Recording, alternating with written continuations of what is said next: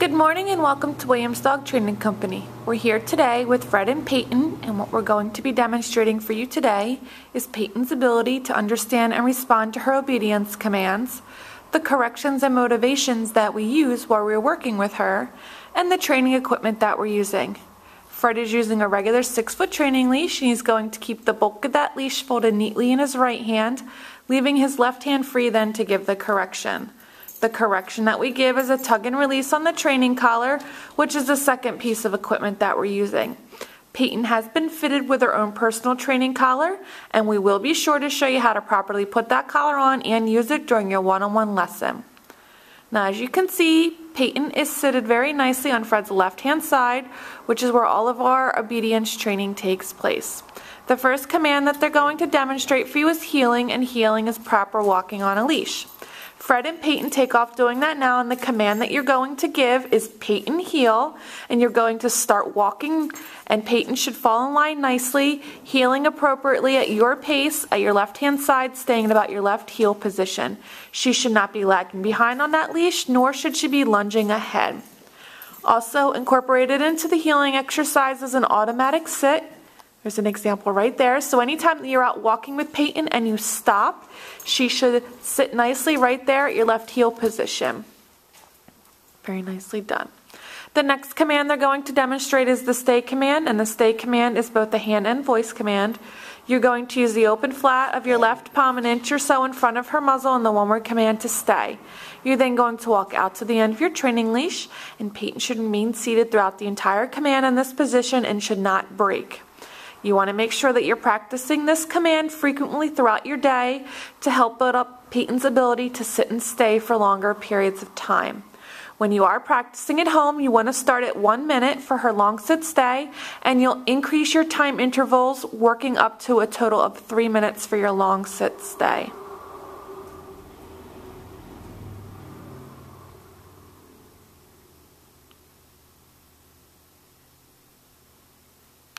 When Fred returns back, he's going to walk all the way around her, counterclockwise, returning back to heel position. Good job. You saw that Fred gave her a little pet there on her head. It is very important that when you are working Peyton through her commands and she completes them appropriately for you, that you let her know so by using lots of positive reinforcement to keep her motivated. Whether it's physically petting her or verbally praising her, telling her she's a good girl. Daddy. So Fred and Peyton are demonstrating the sit-stay for you again. Fred's going to give her a moment to hold her sit-stay, and then they're going to demonstrate the recall or the come-on command. For this command, you are going to use her name to call her into you. Peyton, come. She should come in then and sit nicely right in front of you. And return her to heel position by heeling her around the back of you, returning her to your left-hand side where she's going to sit nicely waiting for her next command, and they're going to go ahead and demonstrate that for you again. Leave her in a sit-stay. Now she went into a down, and Fred did not give the down command. The simple way to get her back into the sit-stay is heel her out of that down. Put her back in a sit-stay. First words out of your mouth are no, and then heel her into the correct position. Leave her in a sit-stay. Let her hold it for a moment.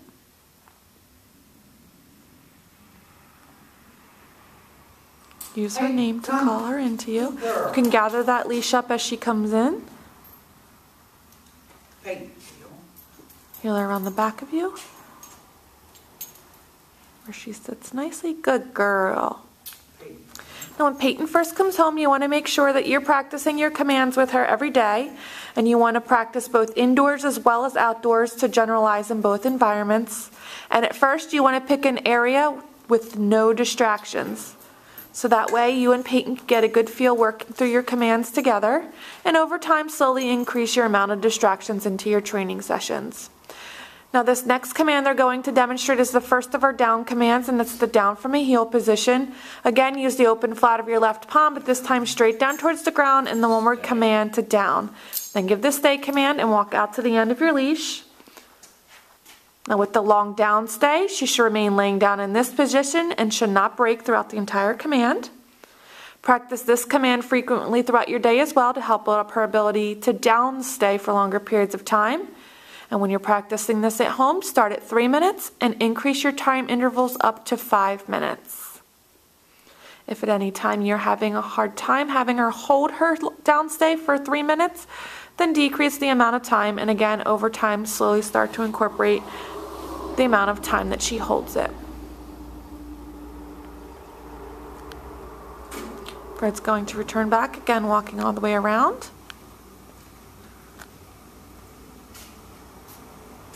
Good girl. The other thing that we recommend is when Payton first comes home, you're going to leave her leash and collar on her. You can cut the leash so it's not wrapping around your furniture or whatnot. That way it gives you a good handle for a correction if you need to. Also make sure that you're practicing your commands every day in a formal obedience training session about 10 to 15 minutes long, at least for the first 2 to 4 weeks. Practice makes perfect, and it will help with the transition back to home with the new rules. So Fred leaves her another downstay, walks out to the end of the leash. He's giving her a moment to hold that downstay, and then they will demonstrate the recall or the come on command from the down position this time. Hey, come. Come. No, come. She did not come right away, so Fred told her no, and then she got up and came in. Simple little correction there.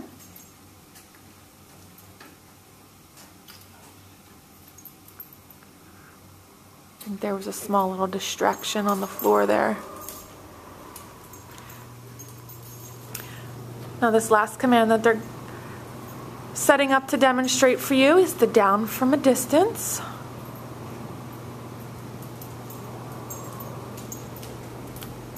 For this command, you leave her in a sit-stay, walk out to the end of your training leash.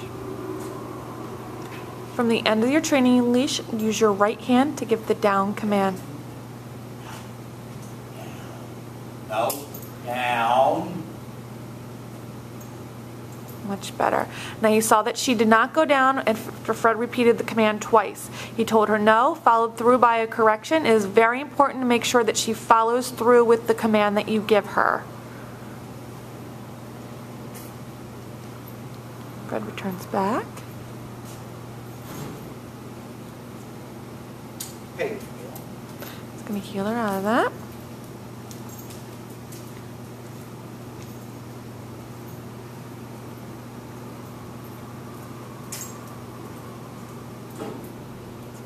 Stay. Now this command that they're demonstrating for you is our sit-stay command.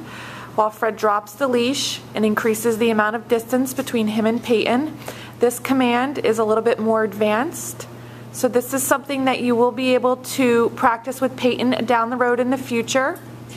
We're just showing you what can come out of her training if you follow through with it. This is something that you want to make sure you don't advance too quickly with. You want to make sure she's completing all of her commands for you 100% of the time on that leash and collar.